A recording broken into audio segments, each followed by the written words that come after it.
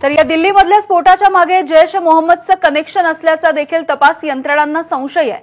जैश ए मोहम्मदशी संबंधाच्या संशयावरून 14 जणांना तपास यंत्रणांनी ताब्यात घेतलंय। ताब्यात घेतलेले 14 जण संशयित आहेत। शिक्षणाने हे डॉक्टर असल्याचं देखील उघड झालेलं आहे। डॉक्टर आदिलला काल फरीदाबादमधून ताब्यात घेण्यात आलेलं होतं, तर डॉक्टर उमर मोहम्मद, डॉक्टर मुजम्मिल या दोघांना पुलवामामधून ताब्यात घेण्यात आलं।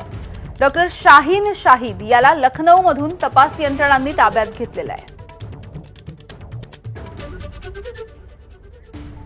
तर याच दिल्लीमधल्या स्फोटाच्या संदर्भात पोलिसांच्या सूत्रांनी एबीपी नेटवर्कला आणखी धक्कादायक माहिती दिली आहे।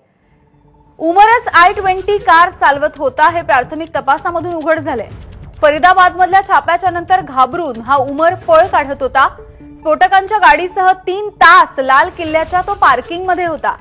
3 तासाच्या नंतर पार्किंगमधून त्यानं गाडी बाहेर काढली आणि लाल किल्ला मेट्रो स्टेशनजवळ येताच त्यानं हा स्फोट घडवला। या स्फोटामध्ये उमर ठार झाला असण्याची दाट शक्यता आहे। उमर आणि डॉक्टर आदिल जैश ए मोहम्मदशी संबंधित असल्याचाही तपास यंत्रणांना संशय आहे।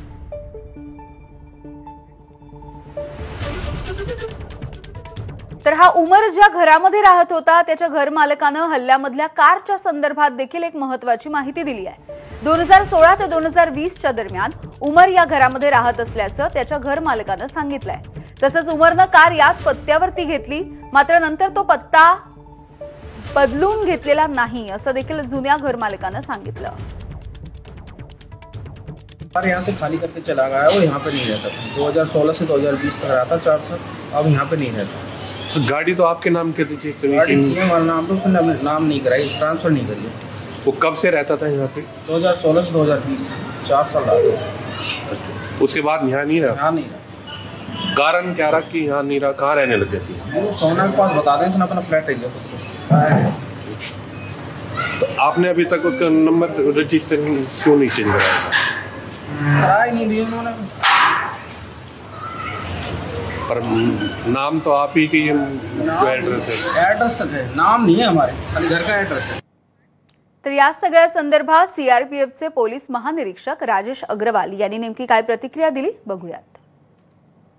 ब्लास्ट के बारे में आपको जानकारी दिल्ली पुलिस के जो ऑफिशियल स्पोक्स पर्सन है उनसे दी जाएगी। हम लोग सीआरपीएफ से हैं, दिल्ली पुलिस की सहायता के लिए आए हैं। जो भी उनकी तरफ से रिक्वेस्ट सीएबीएफ के